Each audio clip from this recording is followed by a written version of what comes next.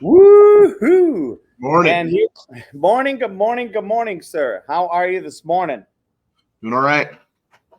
Well, welcome. Doing all right. What is this? This is number 17, right? I believe so, yeah. Wow. So, welcome, everybody. This is our 17th episode of YMA Martial Arts Chat. And I'm super excited, first of all, to just say last week we actually did it on Sunday night, and I was super impressed. We had like 13 people watching it live. We had a couple people that were in the comments, that were chatting in the comments, adding input, adding their own experience. Recently, Mrs. Denise, who just acquired her black belt, and wow, what a powerful testimony to be able to share some of the things that she was writing in the Facebook messaging. We are streaming this live on Facebook, my Facebook, Mr. Yarwood's studio Facebook, my coaching website, my LinkedIn, my YouTube, and then it gets put on to Mr. Yarwood's YouTube and X, formerly known as Twitter. And today is part 2 of dedication in martial arts. And I should preface all of this by why are we doing this? I'll let Mr. Yarwood share his reason for doing this podcast. My reason for doing this podcast is two. One, Mr. Yarwood is a client of mine, and I'm a client of his. So that's check first and foremost. Second is the difference that I see martial arts. I just turned 61, and the difference martial arts makes in my personal life, both in the studio and out of the studio, causing me to level up my game. And the health-wise, limber-wise, and also focus-wise, my dedication to Mr. Yarwood and Yarwood Martial Arts and to the organization is one that has come about because of the difference that I see it makes in the youth, and it makes in every person that comes in there, including the one person that's 1 year older than me, Mr. Greg, who is just the epitome of somebody that, you know, all summer long, he plays golf and works in the golf industry. And then, you know, he got addicted to the bug of martial arts, thanks to his daughter, who became your student first, I believe. And then, yes, sir. He joined in, and now it's, and you can sense the difference it's made in him at 62 years old.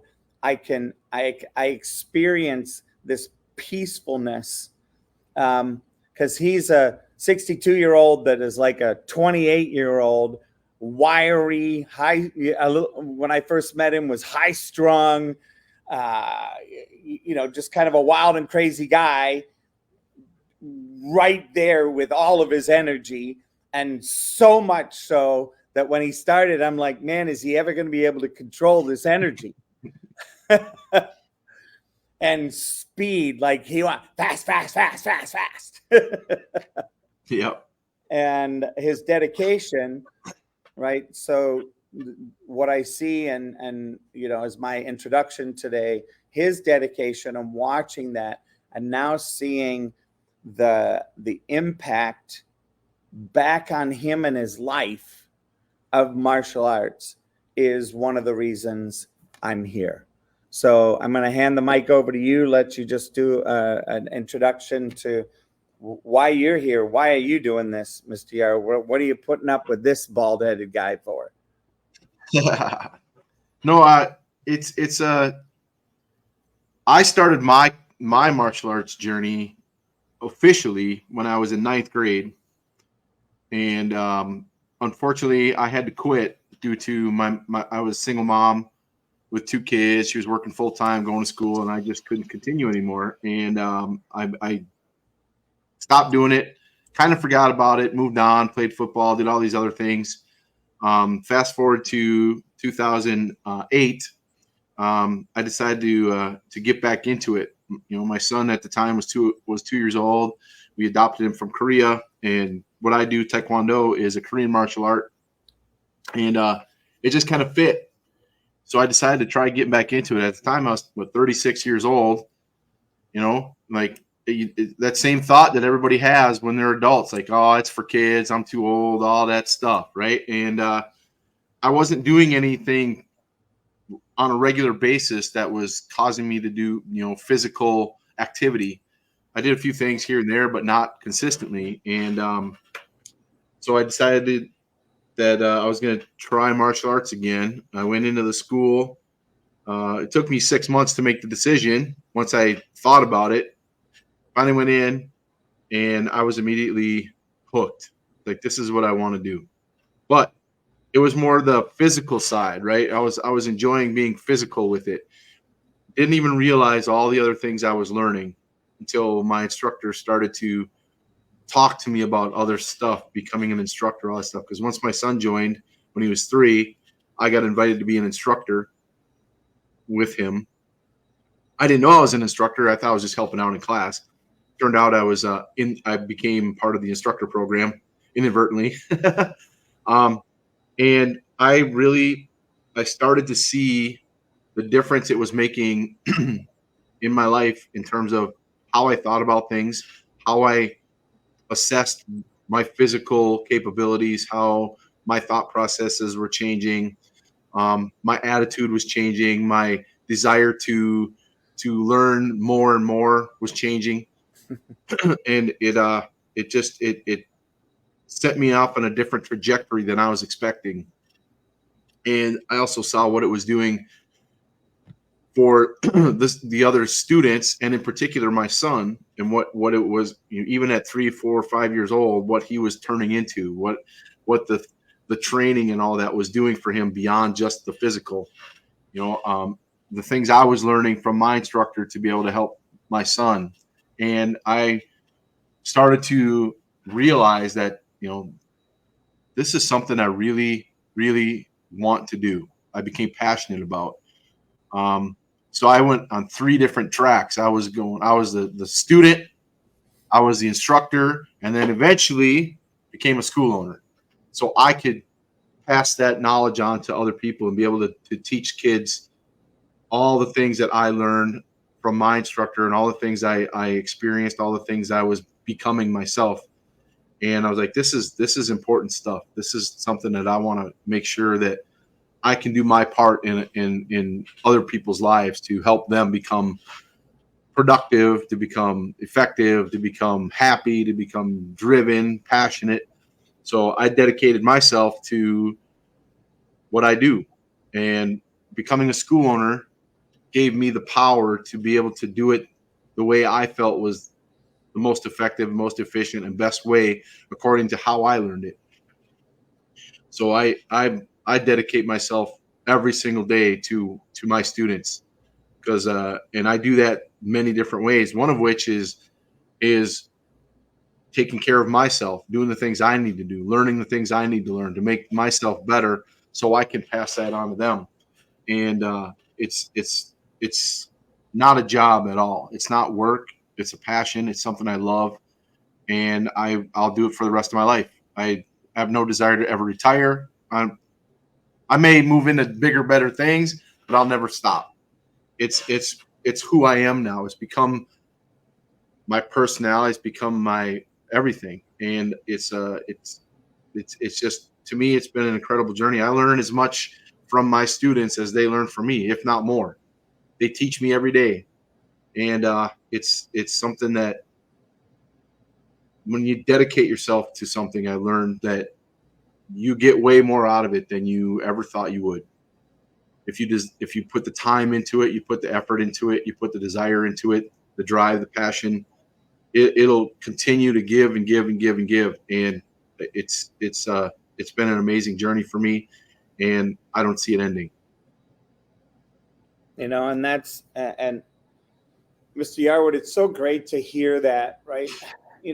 As a business coach, for me to hear that passion in somebody, it's one of the reasons I'm a business coach, right? I mean, I had spent 23 years as a sales manager in a liquor and wine industry. I've been in, at night times, I worked in restaurants and bars and in catering.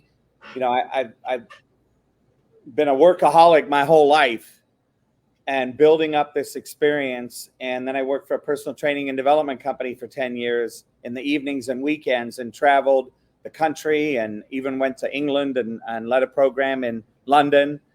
And I look at, why I'm a coach, why I'm a business coach. It's the same reason, the passion that I have and the love that I have of supporting somebody, and the fact that I get paid for it.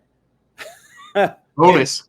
It's a bonus. Yep. People go, oh yeah, whatever. It's like, yeah, you just like the money. And, it's like, well, yeah, of course I like the money, because I got to pay my bills. I got to pay for this computer, my phone and iPad, and, and the clothes I wear. And,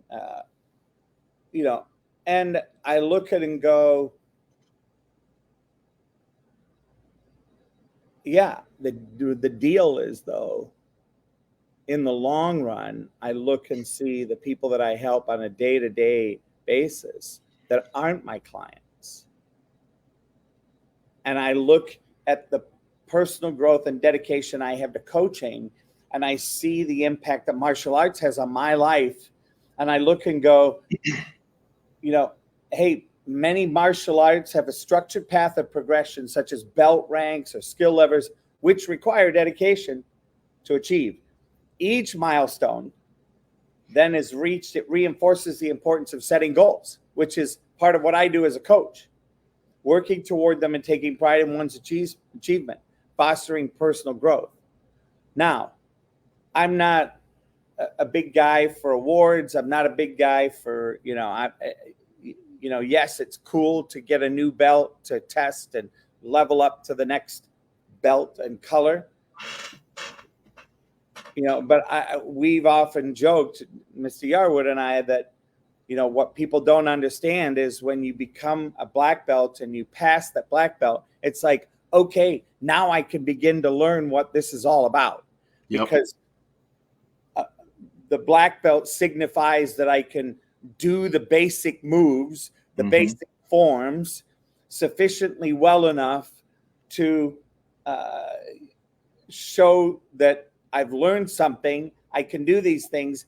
Now let's really take it to the level where you can begin to understand the next level of Taekwondo. Yep. And I look at what we're doing here in having these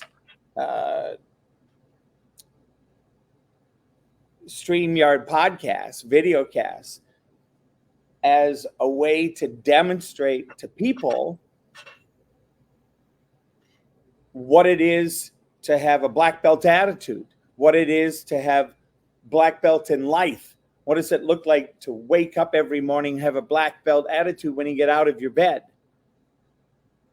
I know one of the most famous YouTube videos is an admiral talking about SEALs training.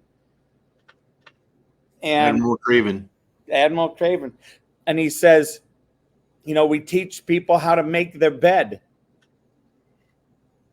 And people go, well, what's the significance of that? Why do you get bent out of shape teaching somebody how to make their bed in the morning?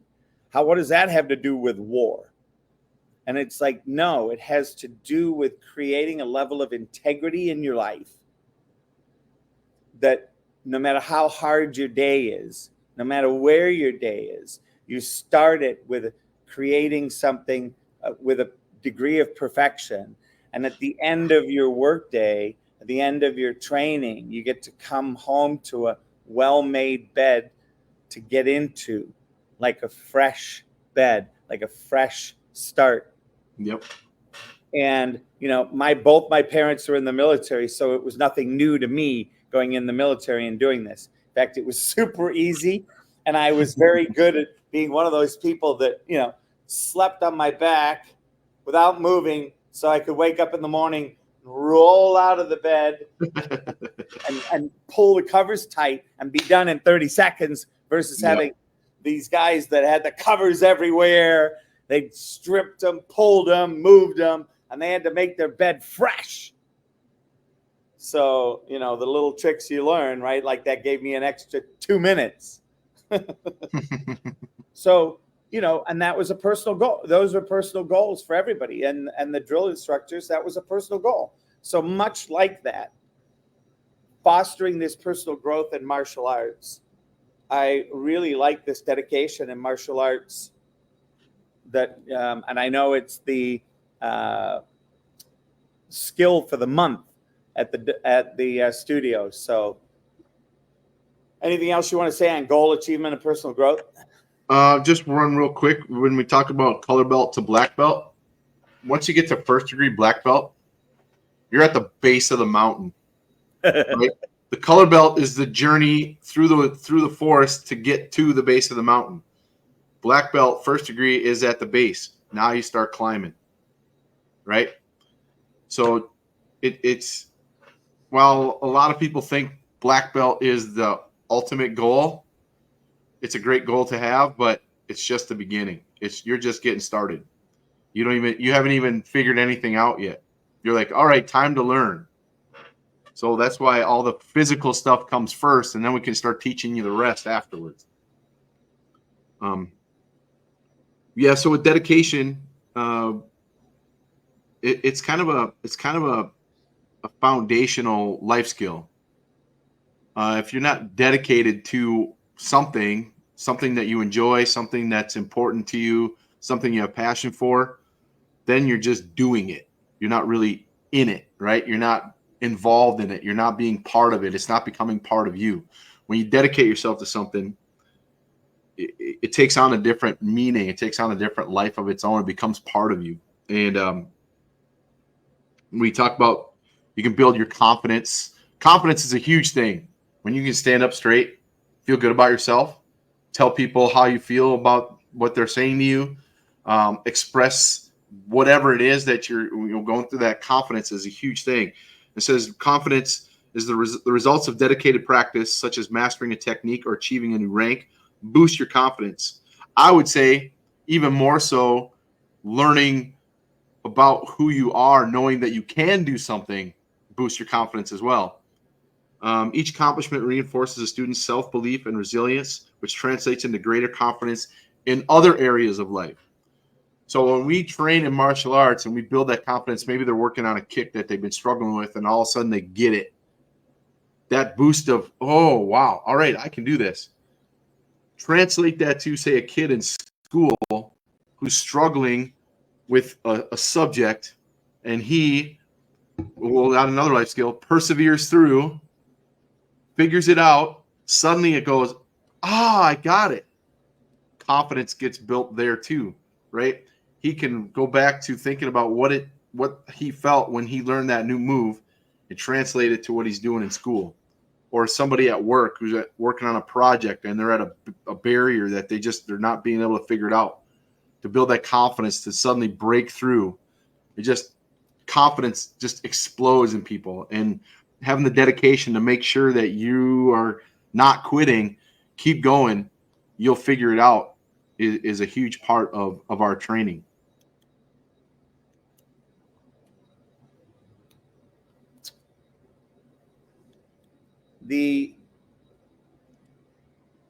For me, the next number 8 here is self-improvement beyond martial arts. And then number 9 is sense of community and responsibility. And I look at those 3 things, and I truly believe that if you are not expanding and growing, you are shrinking and shriveling. Yep. I look at, and this is just my view of old people that are empowered, that are filled with possibility, self-esteem, confidence. Many of the martial artists, Buddhists, Shaolin monks, Kung Fu, all these that are 80 and 90 years old, and they don't look a day over 50. Right?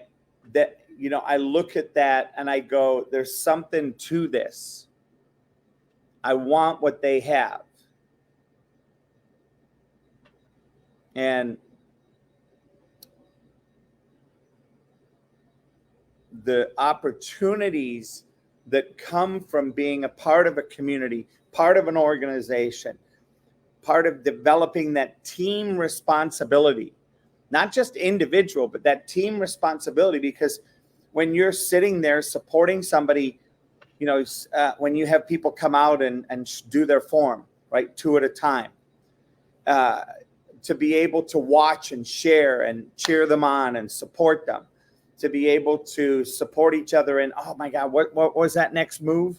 I can't remember. I keep making the same mistake. And working through it is such a reward, such a powerful opportunity. And my goal in us doing this is to create something that is a lifelong practice. Like you, I started when I was young, not as young as you. I started when I was in my mid-20s in karate versus taekwondo. And I, rose through the colored belt ranks and forms, and my former wife came and joined. And when she quit, I lost confidence, lost the ability, lost the drive to go there, and I quit.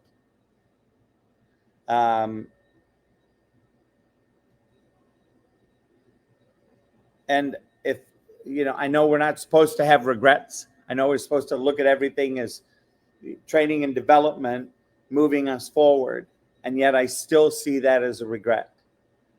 Because I look and see, where would I be now, right? If I, had 35 years of training under my belt. Yep. I sometimes feel that way too. Not that it wasn't necessarily anything I did to make me quit, but I was 13 years old. I would be 40 years down the road now if I'd have continued in what I was doing. So yeah, it's not necessarily a regret. It's just like, where would I be now had I continued back then versus what I've been doing now? How much further down the road? Would I be further down the road? I don't know, right? It's hard to say. But yeah, I know for me, our community is strong. Our parent community, our student community, our support community, it's huge. We support each other. We go to tournaments. I mean, we have families who travel to Denver every year to compete. They're not even, they're part of our family. And we had this last Worlds that we went to, we had 14 people go. I mean, that's a huge commitment. They got to spend money on travel. They got to spend money on hotel. They got to spend money on competing, on all the other stuff, food, and they're willing to do that, willing to spend that energy, that time, that money to come be part of the community. And that's dedication to me. They're willing to step out. They go to all the tournaments locally. We were in Fort Worth, Texas for Fall Nationals. We got people going there. They're willing to step up and be part of something bigger than them and to support everybody else who's doing it. And in turn, support themselves, because now, when they find them, they're not only dedicated to the community, but they're dedicated to themselves as well. And I know, because I've talked to several of the parents who've joined Taekwondo because of their kids. They have gotten way more out of it than they anticipated. They thought, oh yeah, we're just going to hang out with our kids and have some fun. We have parents who are like, this is like one of the best decisions I've made. They're using that stuff. You know, we have one of our parents who's a teacher. She's using what she's learning in our school where she teaches, and it's being effective. And she comes and tells me all the time about all the things that she's doing and how effective it is. And it's like, that's just awesome, because that in turn makes me feel good about what I'm doing, right? And that I can be have that much of a contribution in somebody else's life. I'm affecting kids that I've never met, that I don't know, that I might never meet, right? But I'm having an impact because of impacting the person who's impacting them directly. And then I look at it, I mean, now that becomes a huge responsibility too. You know, we don't know who we have impact on. We never know, right?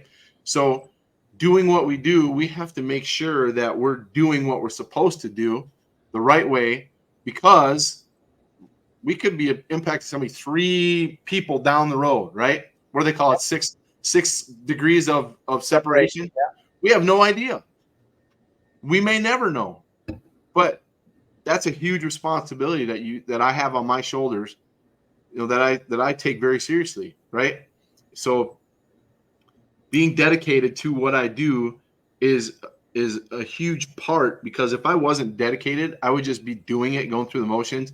I might have a negative impact on people because I'm not putting all of me into it. I'm just kind of going through the motions. And when I do that, that affects my students, that affects those parents, that affects that community, that affects those kids down the road. It has that ripple effect, right? And I want that ripple to be a positive ripple, not a negative ripple. You know, I wrote something, are you or your kids struggling with confidence? And I said, are you or your kids, right? Yeah. Parents as well. Are you at a barrier and are you searching for a breakthrough? So many people think that they're, you know, oh, if I just grin and bear it, if I just do this, or if I just ignore it, the headache will go away, this will go away, that'll go away.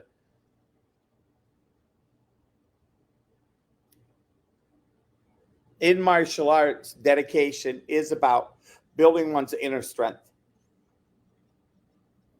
resilience, and respect for the art, and I say for everything in your life, contributing to both martial skills and character development.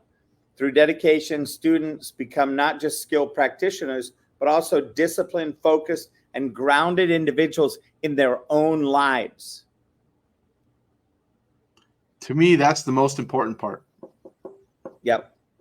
And it's self-evident. It's evident, right? Not self-evident. It's evident when you meet you and see you what's important. My goal whenever I'm interacting with anybody is to always leave them feeling better than before they met me. I want them to have a positive experience with me, to recognize that, hey, this is somebody that says and does what he means, right? I'm not a fluff guy. I don't blow smoke, right? If I tell you something, I mean it. And I like to have fun. I like to joke around. I like to poke, right? But it's, to me, if I leave a bad impression on somebody, I'm not doing my job, right? That's what I say. That's that negative ripple, because they might go say, hey, we go talk to the next guy and say, have you met that Mr. Yarwood guy? He's kind of a jerk. I'm like, well, okay, maybe that person never met me, but now if I do go meet them, their first impression has already been made before they even said a word to me. I heard you're a jerk, right?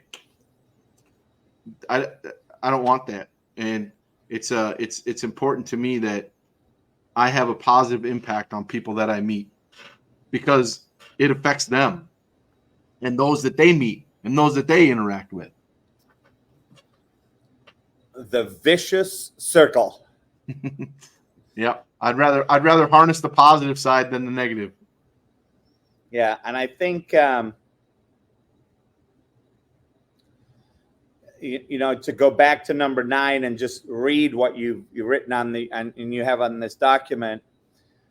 Dedication creates a sense of belonging and responsibility toward fellow practitioners, people you're training with, and instructors. By showing up and supporting others, students contribute to a positive training environment and build strong bonds with their martial arts community. And this, some people go, well, I'm super introverted, I'm shy, I don't know how, and I don't know why. This is a great method. It's a great way to come out of your shell at your own pace. Yep. And that's where we go back to that confidence, right? If you're introverted, it's usually a confidence thing, right? We can start to build that confidence little by little to the point where they forgot that they were scared. Yep. Yeah, well, I think this was really good for dedication in martial arts.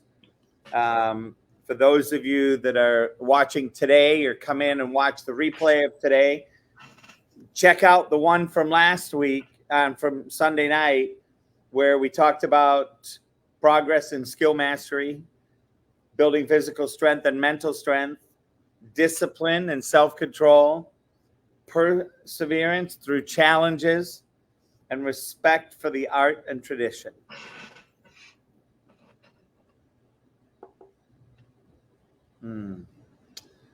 Yeah, and on another personal note, I look at it as there are many things you can do, and I know there's homework for us to do at home as a martial artist, stretching, kicking, remembering the forms, working through the forms.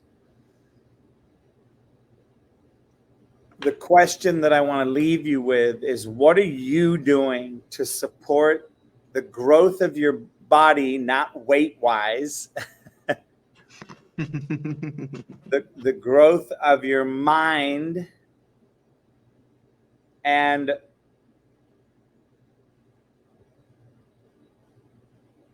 what a luxury it is to be able to have this opportunity. And there's always specials, there are deals that Mr. Yarwood will make for the first month. So I invite you to come down, interview Mr. Yarwood, and look and see what are the benefits.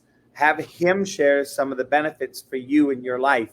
So reach out to him on Facebook, reach out to him on Twitter, YouTube, LinkedIn, send Google. me a message and we'll connect, and I'll connect you with Mr. Yarwood. That will also be a beautiful opportunity. And thank you for this opportunity, Mr. Yarwood. I appreciate being able to make a difference in the world with this as a conduit. Yes, sir. And with that, see you on the mats. See you on the mats. We'll see you next week.